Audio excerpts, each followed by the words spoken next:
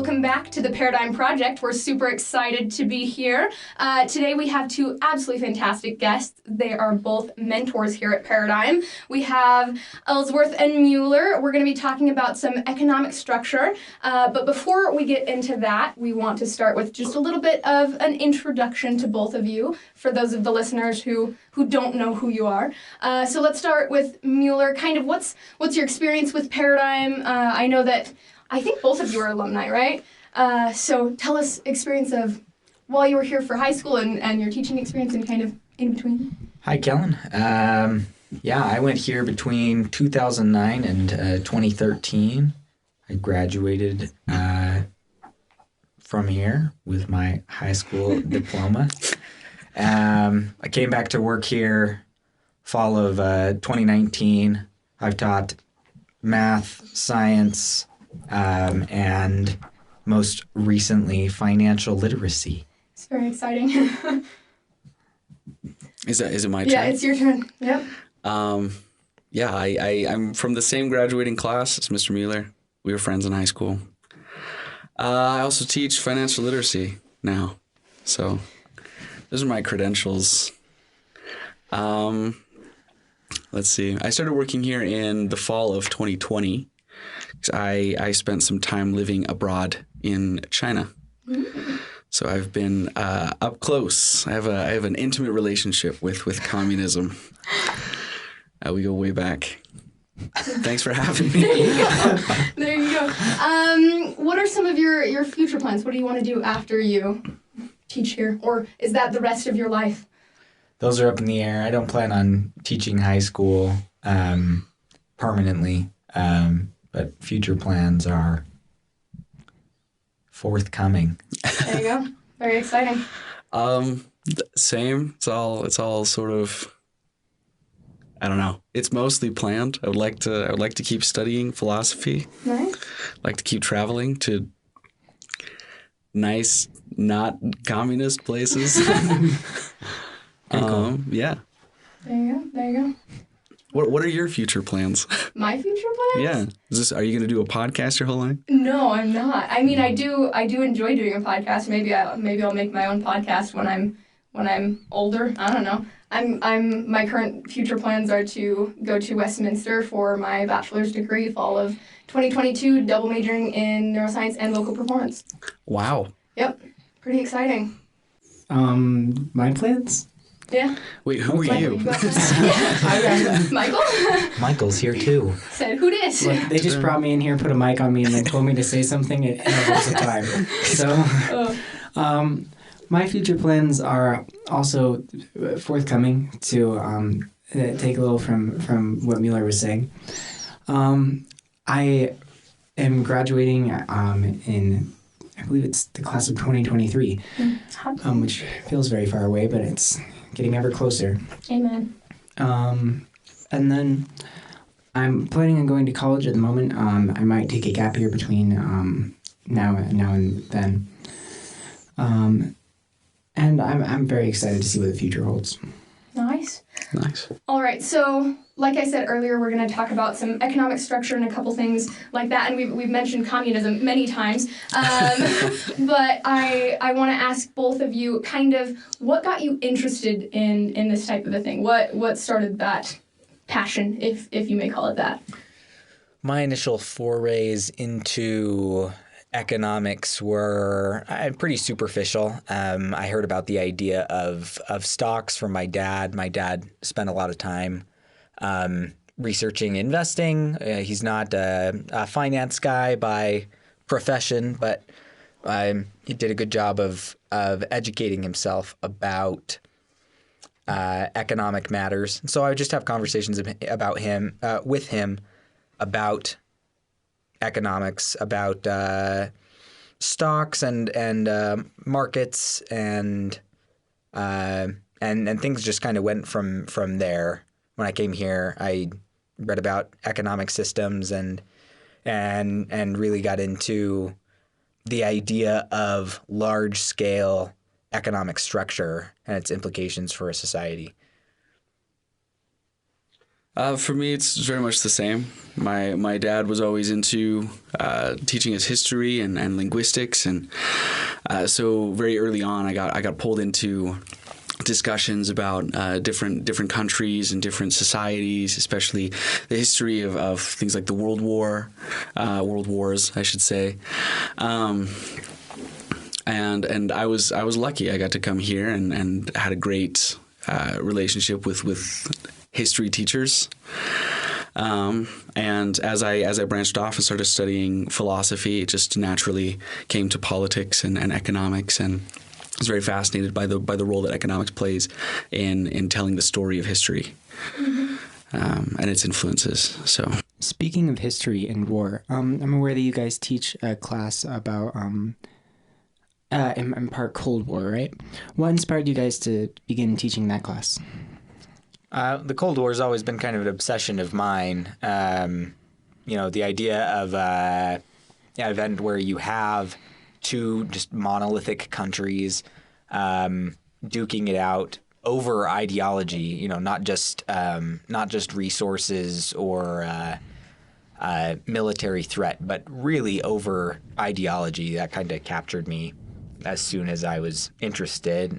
I spent a lot of time learning about it, and the two of us, we were trying to find intersections between science and the humanities that we could joint teach together, and so the Cold War seemed like an obvious touching point of those two disciplines.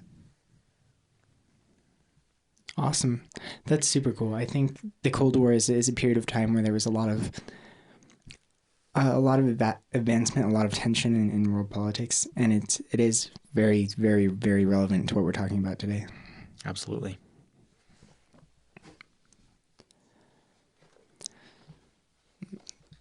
What have you guys learned from the Cold War as far as political ideologies and its influence on world affairs? Well, what do you mean its influence on ideologies? World affairs as a whole, you can say, how does it influence how different powers interact, how individuals interact underneath that? The first thing I think of is that ideology is good and all, but when the rubber meets the road, I don't know how many countries actually live up to their ideology. For the Cold War. The Cold War, for instance, we can talk about the Soviet Union. We can talk about how socialist was the Soviet Union, actually. We can talk about capitalism, but we can ask the question, how capitalist is the United States, actually? Especially during, the time, 50s, 60s, 70s.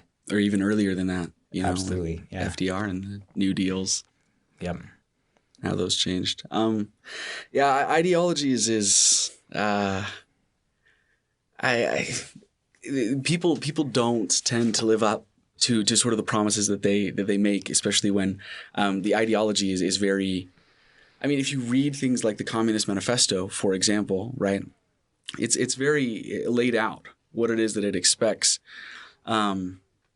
But then when you see it in practice, especially in those early years of the Soviet Union with Lenin and Trotsky, you definitely don't get that. And then with Stalin, it just becomes, even more violent than everyone expected, because you're promised all these great things, and then, I almost said something bad. Sorry. When actually implemented, what happens is, some people are more equal than others. And so, I mean, the Cold War is probably the best example of what happens when you have two ideologies that mix fine, and two separate people that really want control of other people. Right? Maybe I'm getting sidetracked on just the Cold War in general, but I think that's very interesting, actually. You mentioned how these two political systems can, in theory, like mesh and work together. Well, it's first of all, we should point out that when we're talking about communism and capitalism, we're not talking about political structure, right? We're talking about economic ideas. Organization of Right. goods and Yeah. services. Or the theoretical organization of goods. Yeah. So, And then political structures where that gets messy, right? I mean, it depends on how much regulation you want. It depends on how related to the economy the politics actually are, which is almost always completely. Yeah, they're totally intertwined. I mean, lots of all sorts of political questions. You can think of them in their essence as economic questions, right? I mean, a contemporary example, we could talk about like health insurance. Health insurance, there's all this political fire behind it, but at the end of the day, are we really talking about something other than economics? Right. I don't know. Probably not.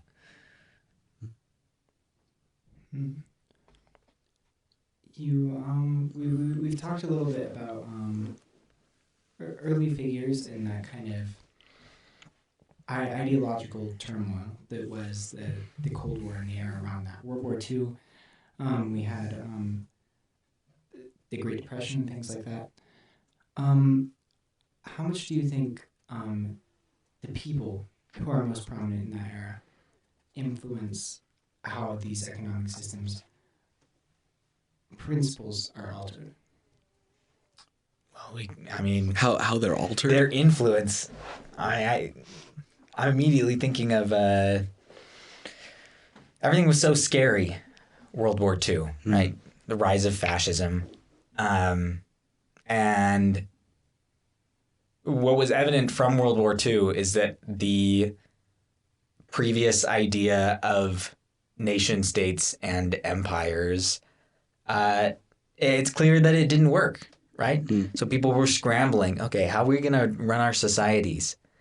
And that's one of the reasons that the Cold War happened at all, is because there were these two countries that were still doing kind of okay for themselves, the United States and the Soviet Union, as models for the rest of the world. And they definitely set themselves up as models for the rest of the world. Look at what we did. Look at what we're doing in our country. Don't you want to have some of this? Think back to the space race, where it's this somebody wants to be the representation of spearheading modern advancement. Yeah. Right. Right. Not just the space race, but everything. I mean, heck, kitchen technology they were arguing over. Look at how great our housewives have it. Look at all these labor-saving devices that we can provide for them. Well, and that's really what it boils down to, right? I mean, it's two countries competing for the happiest labor force. Yeah. Right? How can you be a cog in society and still be as happy as possible? Right? How is it that you can? It's all I'm nervous. I don't know if you can tell. It's a scary topic. The whole conversation of economics, especially in those later years after nuclear technology, is a discussion of the utilization of labor force. It is a conversation that stems from fear. It's a conversation that stems from how do we get power, how do we keep power, and what is it that actually provides power to people, right? And that's where the discussion of capital really comes in.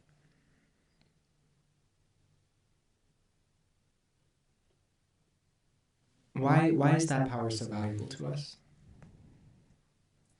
Someone's going to have it. Someone it better be me. Yeah. Someone somewhere is going to make decisions. Yeah. It's a Right. decision-making process. Like, someone is going to make decisions. If we want to have a society, if we want to call ourselves a thing together, we have to make decisions together, right? And a lot of those decisions are going to be about money. So how are we going to make our decisions about money? We got to decide. And whatever we decide, we sure hope it's good. We sure hope it makes more money. We sure hope it makes more money. I mean, like we say money, but like money, it's the means to an end, right? That end is well-being Yeah. of people. You buy stuff with money. You buy food with money. You buy healthcare with money. So if the money isn't doing what it's supposed to, then your society's going to die. Or be left behind. Or be left behind. I mean, I can think of worse things than being left behind, but... But sometimes those people who are in charge, those people who have the money, don't. Yeah. Evidence the Cold War. Yes. Then how do you keep it going? How does a society do that effectively? We don't know. Yeah, that's the discussion. Right. That's the conversation. That's what we're trying to get to. I mean, that's We have That's two why we really have- good examples of things that don't work. yeah. Right. Have you guys ever lived in a capitalistic society, a purely capitalistic society? You haven't. No. Neither have we. Not that I know of. I don't want. No, you don't I wish. don't wish. Yeah, I mean, we have examples in our own nation's history. We've got the Gilded Age. I mean, was it like post? It's right after the Civil War ends through the turn of the century, where the government was basically like, we're gonna step off. We're gonna do like as little as we possibly can. And this is, we got the Industrial Revolution going on. Companies as an idea are really taking off. And we have these just gargantuan companies, Standard Oil. I'm trying to think of some of the other ones. General Electric, Carnegie Steel, like just massive. And their very presence, not just threatens the well-being of the economy, but honestly threatens capitalism as an idea. Capitalism, when it works right, is based on the idea of competition. And you know what's bad for business? Competition is really bad for business. Yeah. So we see how capitalism defeats itself in the Gilded Era. Yeah, I mean, consider the American dream that a lot of people had when they come over into America, right? They want to be able to grow their own capital, somehow make it from nothing to have their kids become doctors and get out of that and become rich. It's a self-defeating process. It doesn't work unless there's some form of regulation, unless there's some form of guideline, unless there's some way that corporations don't become monopolies. So you've got that in American history. You get the emergence of antitrust law and other things, other government regulations, the reinstitution of the Federal Reserve. What am I thinking of? Social Security. You have Social Security. Minimum Yeah. wage. Yeah. I mean, that's a little later, right? We're talking about That's Great Depression, New Deal after stuff the Great now, Depression. but it all stems from the same place, right? Yep. A lot of conflict nowadays, and I don't want to be like throwing our names to specific conflicts and things, but a lot of it is based out of dislike for guidelines, for rules, for taxes, for whatever it may be. People oftentimes just don't like being told what to do or how to do it. Well, sure. I mean, the idea of freedom is, it's a good one. It's in a perfect society.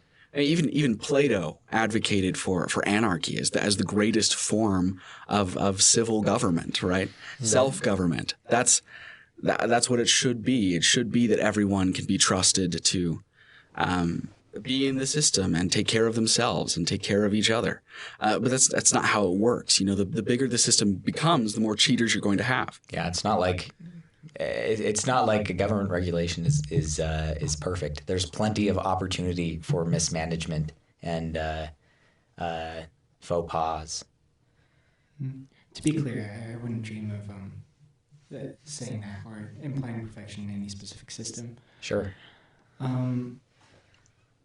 Do you believe that self-government, a system which can channel that self-government towards the people and still hold a cohesive society? If that makes any sense at all, can that exist? Yeah. I mean, it exists in family units all over the place. If you have smaller systems, I mean, the smaller the system gets, who is the guy who said the quote that I was saying the other day? I don't know, but it was so funny. It's Nassim Taleb, I'm pretty sure. Oh, yeah. Yeah, and he says, in my family, I'm a communist. Among my friends, I'm a socialist. Among, at the state level, I'm a Democrat, and at the federal level, I'm a libertarian. Right? The bigger the system becomes, the bigger the system becomes, the more I'm inclined to say no, it's absolutely impossible. People can't be self-governed, right? And I guess even in smaller family units, it's still really, really hard. You still have parents, but the smaller the unit is, the more communistic you can be. The more you can be, I'll make food for everyone, right? I'm fine with that. I don't need money for that, right? But the bigger the system becomes, the more difficult it's going to be. I mean, we've talked about how capitalism is self-defeating, but communism is nowhere. It's not like it's good, right? That's the other system that doesn't work. I mean, and we know it doesn't work. We have plenty of examples of it not working. Because the bigger the system is, the more cheaters there's going to be, the more people there are going to be fighting for, more equality than the next guy. And that works better in a fundamentally capitalistic society, the bigger it is. So are these two systems, I'm curious, representative of two different sides of the spectrum, or is there another branch going in another direction? Is there a third option? I mean, if we think about the options, it's like, what are we talking about here? We're talking about regulation of markets versus no regulation of markets. I think that's about as bipolar as you can get. Yeah, right? I don't know if something you can come or with a third not option. something. So I don't think there would be a third option. We're going to have mixed economies. Definitely. Right. So if there were to be a solution, theoretically speaking, To the conflict, or to the conflict, or to create some kind of system by which people could self-govern, and not to say that we need to necessarily find that solution today or make any claims as to what that, make any conclusive claims as to what that might be. But if there were, would it lie somewhere in between both of those extremes? I mean, necessarily, right? Because on the one hand, you've got total deregulation of all markets. And on the other hand, you've got complete control of all markets, right?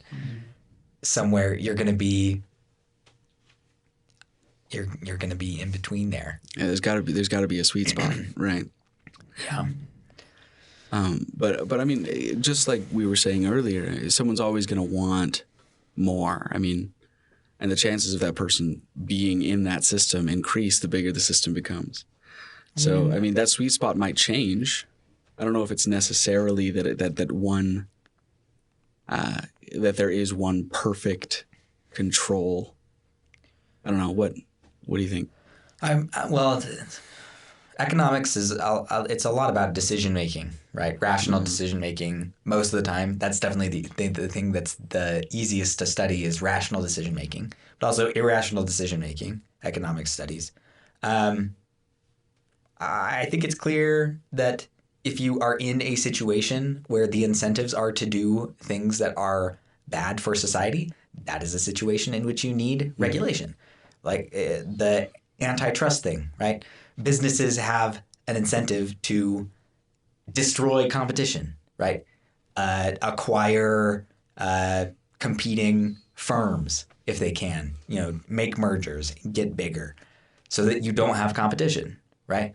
So the regulation is don't let that happen. Keep competition happening. Because competition is good for consumers. The consumers are our society. So let's do things that are good for them. Not necessarily things that are good for the corporations. I think that's a good regulation because it steers the incentive in a direction that preserves the society, that preserves the good in the society, rather than just allowing entities to do things that are good for themselves.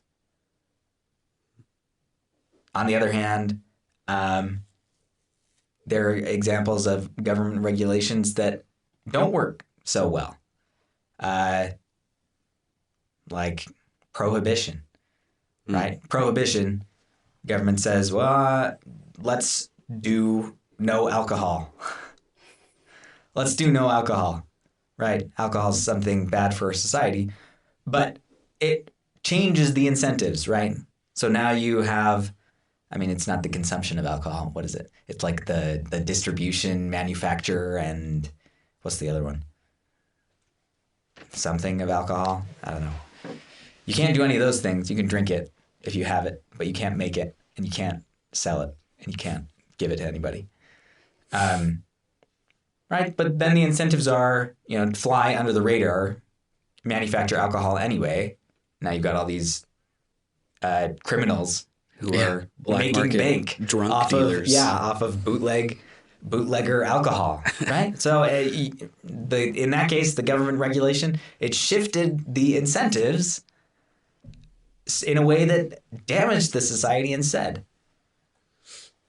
It's hard to know in advance, too. Okay, is this going to be something that's good? Is this going to be something that is going to be good for our society?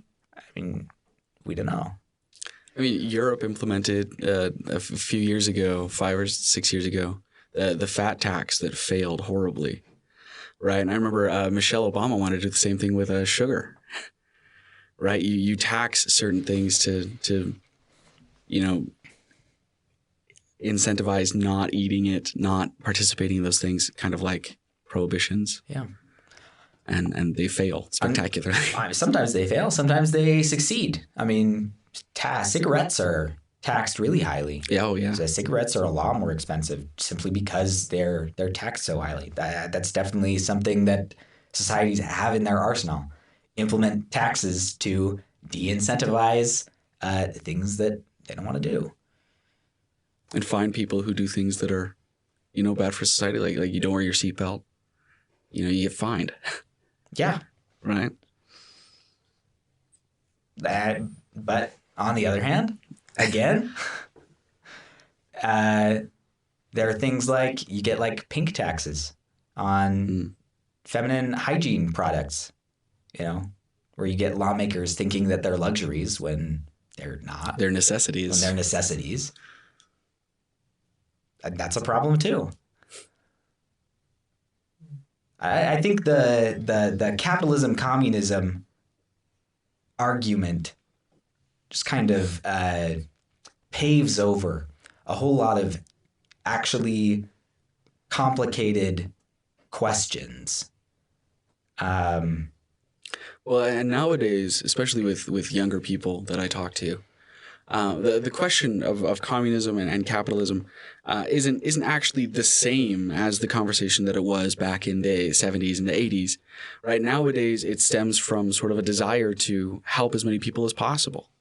Right? It stems from a veil of ignorance. Right? The argument that if we were all before the world was trying to decide what kind of economic structure we should have, we would all generally agree, not knowing where we would be born in the upper class or the lower class, we would all generally agree that we should create a society, an economic structure that would benefit as much as possible those who are born in the lower classes. That's definitely what got me interested in communism in the first place at 14, 15. It's like, oh, wouldn't it be a better place if, everyone had equality, economic equality? Wouldn't that be a good thing? That's what got me in there. We're talking about incentives. I mean, but the incentives for things like communism and capitalism and economic structures also change depending on what level of in the power hierarchy you're at and how much money you have, right? So if you're in the upper class, you want to be able to be more in the upper class, right? So then the incentives for the economic structure even change. And you can't rely on everybody to always be considering the same things. So, the people who are younger, who are concerned with the safety of everybody, I mean, I think that's good overall. I think that's a good place to be at. But realistically, the discussion of communism and capitalism isn't one that generally, historically, goes in that direction. It's more about the motives of hierarchy and power and where that's at. I mean, the entire discussion of history and politics could be boiled down to that, yeah. Incentives, I think, have a lot to do with what could be called human nature. That's often a buzzword that I hear thrown around when it comes to economic systems. How do you feel the concept of human nature influences economic systems? Well, just a second ago, Mr. Mueller was talking about rational decision-making. Aristotle once called us the rational animal, right? Yeah. I think that, I mean, I don't see lizards coming up with economic structures anytime soon. I mean, you're trying to get humans to do what you want them to do, right? Which is more difficult than getting any other animal. Oh heck yeah! I mean, I think about this in the context of school all the time. I think about how can I provide the right incentives to the kids in my class so they will do what I want them to do, right? Seize the means of their own production, right? And it's really difficult to come up with ideas. I think it could be said that really at the end, everybody has different motivations for different things based on their values. I see. And now this is a discussion about moral psychology.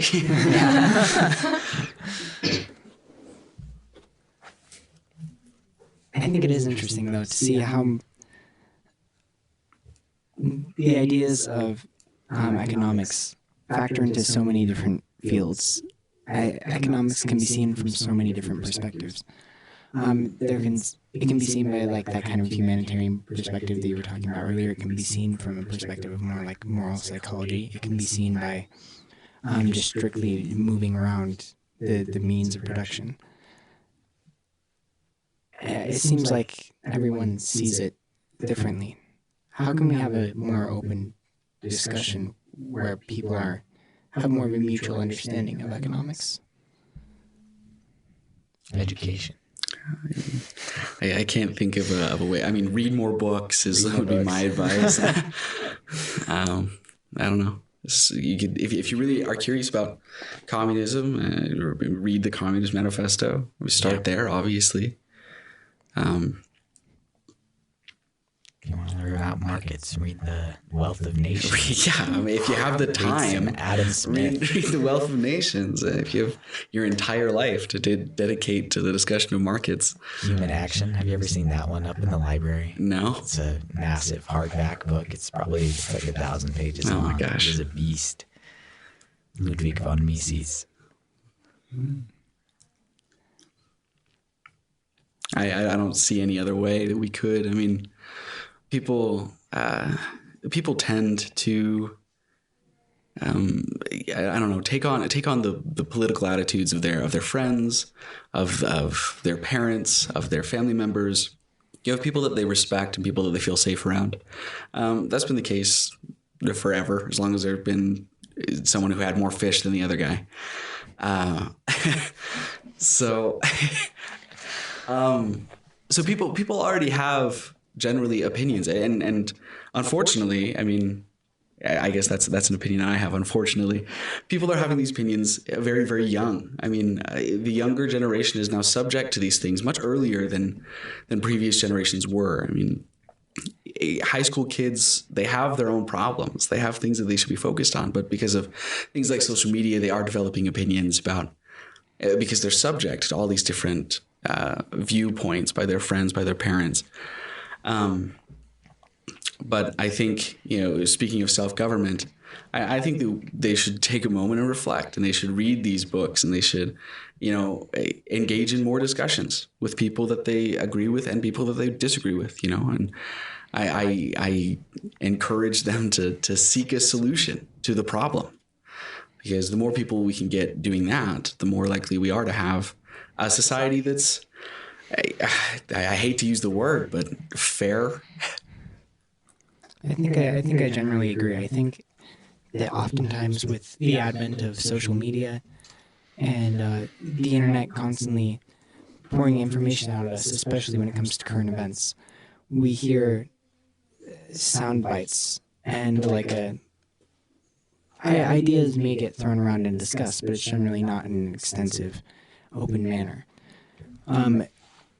It's told. Well, it's exactly that. It's told to us, and there's not often dialogue that happens in between. I think that dialogue would be essential for a more. I hate to use the word too. I hate to use the word too, but for a more fair society.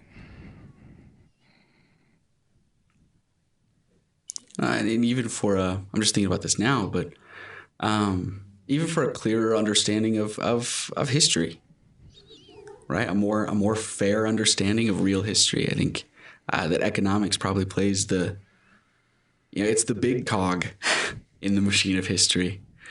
So, yeah. Oh yeah. And it's difficult to look at history as anything but transaction. I was thinking more like an unconnected series of dots. Without looking at the flow of people, the flow of resources, the flow of rational decision making. And irrational decision. We haven't talked about irrational decision making much, but maybe we should. After you. All right. Well, I was looking at this example. I was reminded of it earlier as I was preparing for this conversation. I think it was 1907, maybe. There was an economic panic. They were happening pretty regularly. At the turn of the century, every 10 years or so, there were, and sometimes even more often than that, there were just these horrible economic crashes. At the time, the United States didn't have a Federal Reserve, and so all the banks were going bankrupt. And people were panicking and pulling all their money out, right? The thing about runs on banks is that the more people that rush to pull their money out of banks, because they're worried that the banks are going to fail, the more likely the bank is to fail. The more likely the bank is going to fail. So irrational decision making right there. I don't know. Is it irrational even? I don't even know.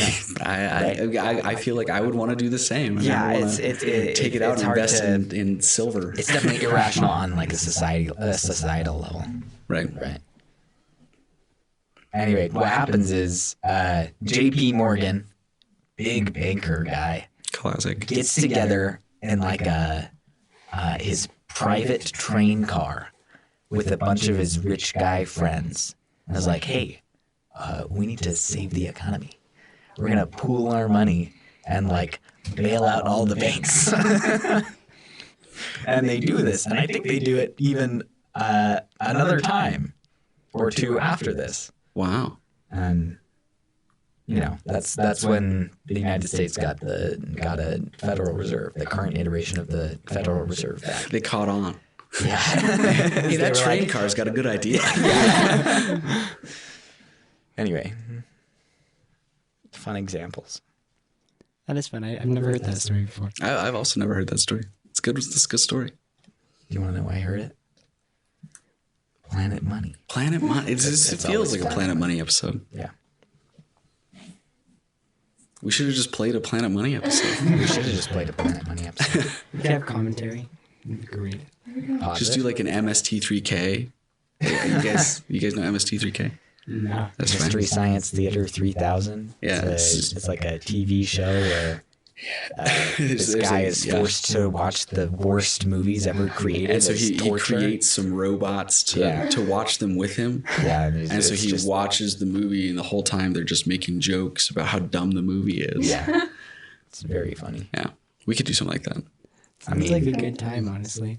They're very entertaining. I mean, I think more people have watched B movies through MST3K than On Purpose. What about you, Kellen? Not me. Yeah. Kellen's still Questions over here. there? I'm still here, guys. I For our promise. listeners. What about me? Do you have questions? You got the Communist Manifesto sitting right in front of you. But you don't have Wealth of and Nations. then Michael always says them better. It's the problem. I apologize. I'm also nervous. Don't worry. We can be nervous together. I've done this so many times and I'm still nervous.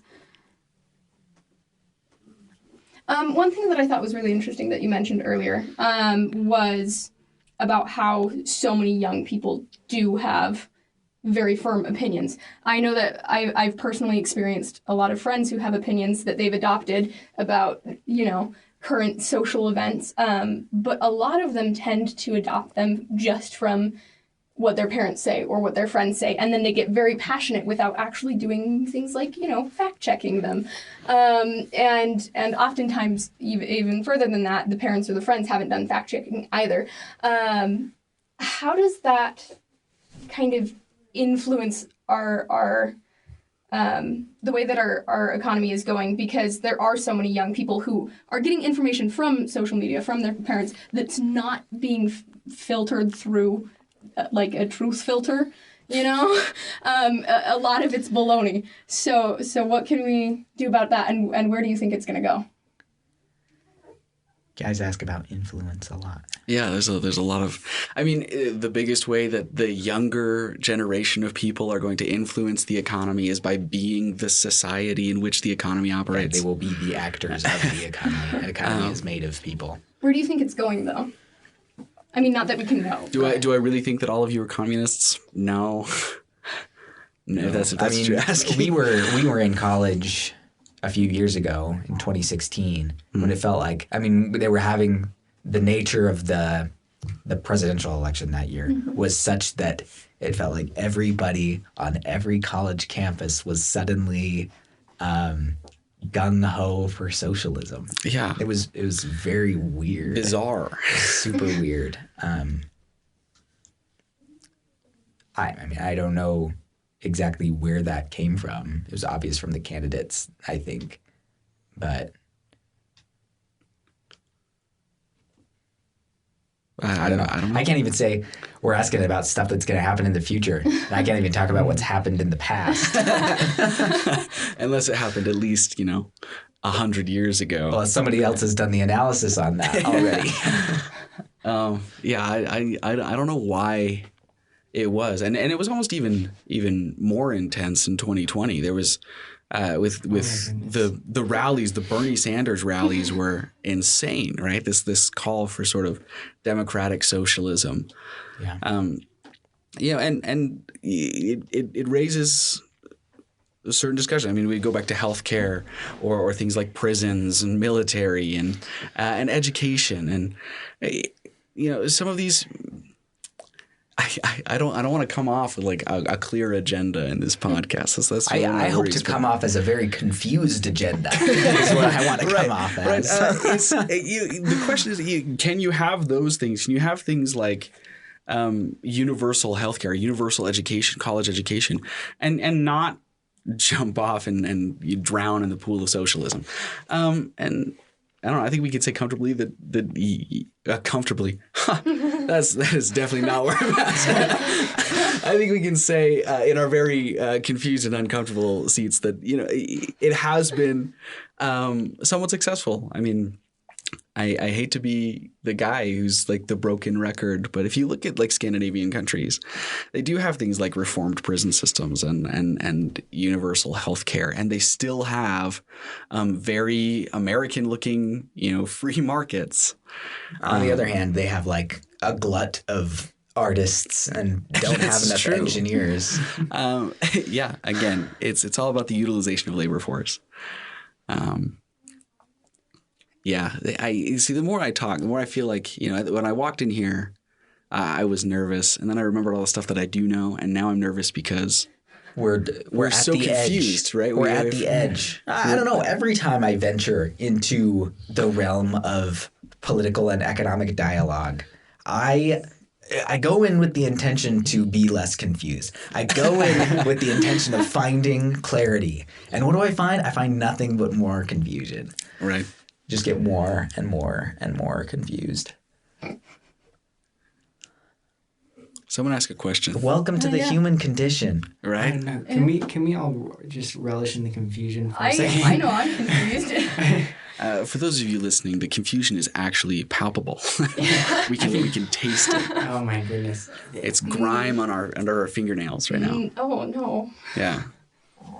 Nasty. I have to shower after this. For real. Get rid of the confusion. Take a nap. Oh, Take a nap. The phone. Forget about everything walls are about politics I've ever known in my life. Don't do that. Don't do that. Yeah. Who needs politics? We need the discussion to Take a continue nap. one day. So We do. Goodness. Do you think there will be a point where we're less confused? I mean, the trend. The trend of this conversation is saying no, but the trend of truth seeking over the many generations of science and philosophy that we've had, while it does add so many more questions, and it does add so many more comments and papers and speeches and ideas and all of those confusing things to the discussion, it does trend towards, at least I feel it trends towards understanding the underlying truth. Do I think we'll ever get there? No. But I do think that the more we study, the more we have discussion, the more that we read, the closer we get. Take a science perspective. Economics as a science is kind of unique in that you can't go out and do macroeconomics experiments. Yeah. You are reliant on the historical economic record for your data that you rely on to make models of the world. So hopefully, as time goes on, you get more data, you get more economic data, and can make better models and can, make fiscal and monetary policy better, can legislate better, and we can come to a better understanding of how to do things with money. There definitely is a lot of there's so much information in the field that I think it can be difficult to pick out what is actually relevant to us. Do you think there's a way in which we can pick out the information, the conversation that is relevant to us that we can use to actually visibly further the growth of society? You've got to be literate, right? You've got to have an understanding of the basics of ideas and logic and arguments and even mathematics, so you can understand what's going on, so you can be a part of conversation. The great conversation of ideas. That one. Exactly. There's a door to the great conversation of ideas, and it's literacy. Read a book. Read a book, guys. Read a book. Do some math. Go do a math problem. Can you do the takeaway today and you do the challenge just I for don't our know what listeners? that is. Basically, you'll have a minute to think. We'll wrap up this discussion a little bit more unless it feels a little bit wrapped up. But a takeaway, something that either you learned from the episode or something that you think that the listeners should learn from the episode, and then challenge for the listeners, and you can think about that, and we'll talk about that in a minute. And then once we're done with that, you guys can sing Wonderwall. Yes. Yes. Well, that's why we're here. We were invited to sing Wonderwall, and you guys started Yes. asking us. Yes. a bunch of financial questions. We can go into the takeaways if you feel like the discussion's good. Is there anything else you want to say? I'm out of stuff. I mean, in my heart, I would like to draw clear distinctions of, socialism and capitalism and communism. But Yeah, we didn't start with definitions. yeah, we didn't do any definitions. But Sorry. I think that's okay. I think it's good.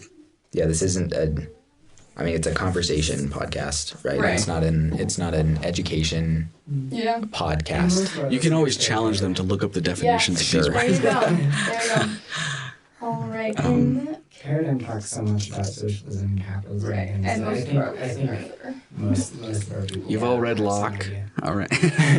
I don't think so. You won't learn anything about this from Locke. Okay. Anyways, I'm gonna introduce it real quick. So, just to kind of wrap our discussion, we're gonna do our challenge and our takeaway. We're gonna start with the takeaway from Ellsworth, and then have our challenge from Mueller. The takeaway really is that pure capitalism doesn't work. Pure communism doesn't work. And we have a myriad of examples for why that's the case. And if you really want to participate in a discussion of economics, do it. But do it after you've read and familiarized yourself with all of these ideas and people who've already advanced the discussion. And yeah. There you go.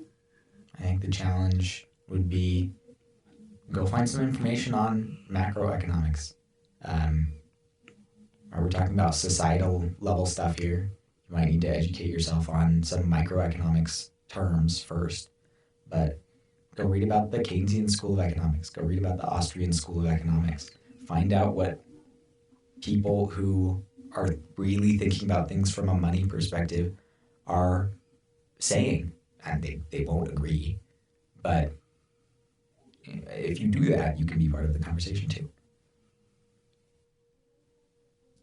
And I know that what my companion has said.